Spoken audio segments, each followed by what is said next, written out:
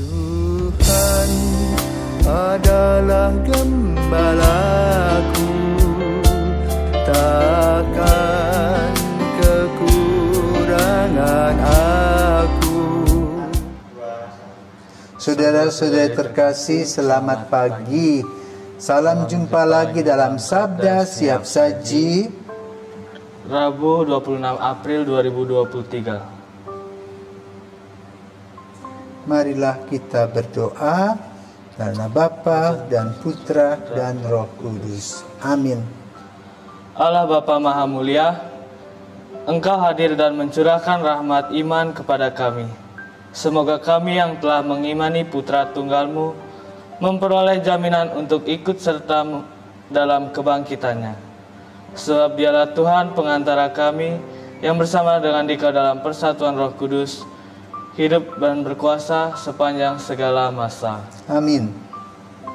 Tuhan bersamamu Dan bersama rohmu.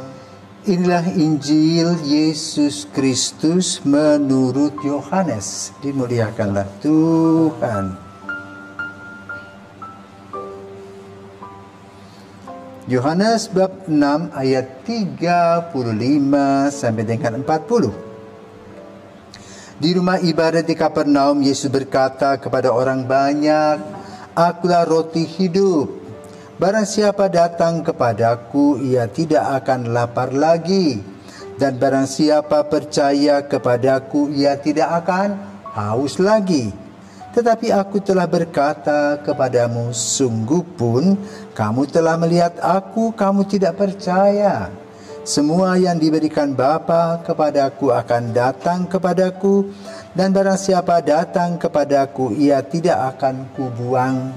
Sebab aku telah turun dari surga bukan untuk melakukan kehendakku, tetapi untuk melakukan kehendak Dia yang telah mengutus aku. Dan inilah kehendak Dia yang telah mengutus aku, yaitu supaya dari semua yang telah diberikannya kepadaku jangan ada yang hilang, tetapi supaya ku bangkitkan pada akhir zaman. Sebab inilah kehendak Bapa-Ku, yaitu supaya setiap orang yang melihat Anak dan percaya kepadanya beroleh hidup yang kekal, dan supaya aku membangkitkannya pada akhir zaman. Demikianlah sabda Tuhan. Terpujilah Kristus. Jadi Romo, ada yang ingin saya tanyakan mengenai Injil hari ini. Dikisahkan dalam Injil hari ini, Yesus mengandaikan dirinya sebagai yang menyatakan bahwa dirinya adalah roti hidup. Mengapa Yesus menggunakan roti sebagai perumpamaan, bukan sebagai yang lainnya seperti nasi atau demikian? Selamat pagi Agung.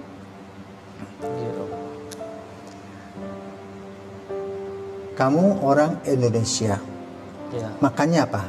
Nasi. Nasi. Kenapa kita makan nasi? Karena ada sawah, ya toh? Ya. Di belahan bumi lain sawah tidak ada. Yang ada adalah kebun gandum, ya. Ya.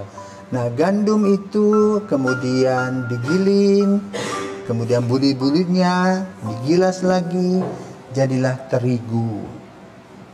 Lalu terigu dipakai lagi campuran, ragi dan sebagainya, maka jadilah roti. Apa bedanya roti dan nasi? Roti lebih tahan lama dibandingkan nasi. Dan juga tidak usah repot. Ya. Dipanggang rotinya sudah bisa dipegang. Bahkan di Eropa orang jualan roti panjang itu seperti lilin Paskah itu, ya, bisa diketek gitu pakai kertas, ya. Nah, mengapa Yesus berbicara tentang roti? Karena apa? Seperti kita kalau belum makan nasi rasanya belum makan, ya. Ya. Nah, roti adalah simbol dari kehidupan yang berada di daerah Middle East ya, Timur Tengah. Dan dengan makan roti hidup. Ya, seorang bayi dari kecil makan roti, entah berapa kuintal terigu sudah dia makan, ya, akhirnya tumbuh dan berkembang dirinya. Maka untuk menguraikan tentang keadaan dirinya, Yesus berbicara tentang roti, tapi roti hidup. Roti yang memberikan kepada kehidupan, yaitu roti bukan jasmani saja. Kenapa? Setelah kita dapat roti jasmani, pagi, siang hari kita lapar lagi. Malam hari kita lapar lagi. Dan Yesus ingin memberikan roti abadi, yaitu dirinya sendiri sebagai juru selamat. Ya. Maka roti hidup adalah roti yang dijanjikan Yesus untuk seluruh hidup abadi kita. Yang difahami oleh para petani. Ya. Karena mereka menanam gandum, makan roti, dan proses pembuatan roti itu mereka alami. Maka kita juga masuk dalam satu proses kehidupan.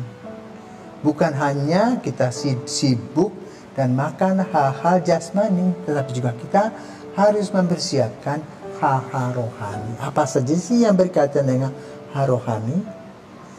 Kedisiplinan, kejujuran, tanggung jawab, atau nilai-nilai kehidupan yang membuat kita merasa damai sejahtera. Karena itu kita harus punya relasi dengan sesama dan relasi dengan Tuhan yang erat, sehingga kita bisa mendengar apa yang diinginkan Tuhan bagi kita. Roti yang diberikan oleh Yesus tadi sama seperti roti atau nasi yang orang tuamu berikan untuk kehidupan jasmani, tetapi juga yang diberikan oleh Yesus juga untuk kehidupan rohani. Ya. Selamat makan roti abadi, ya, sehingga kamu merasa kenyang secara rohani. Nah, di manakah makan roti kehidupan itu? Dalam Ekaristi. Nah, itulah yang menjadi ciri khas gereja Katolik. Tanpa Ekaristi kita bukan gereja Katolik. Tetapi dengan Ekaristi, di mana Yesus berkata, inilah tubuhku, inilah darahku, inilah roti kehidupan bagi kita.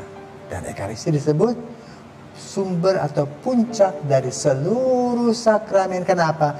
Yesus memberikan dirinya untuk penebusan kita. Ya, selamat pagi, dan semoga kita yang selalu merayakan Ekaristi merasakan kehadiran Yesus yang adalah roti kehidupan, bukan nasi kehidupan. Amin.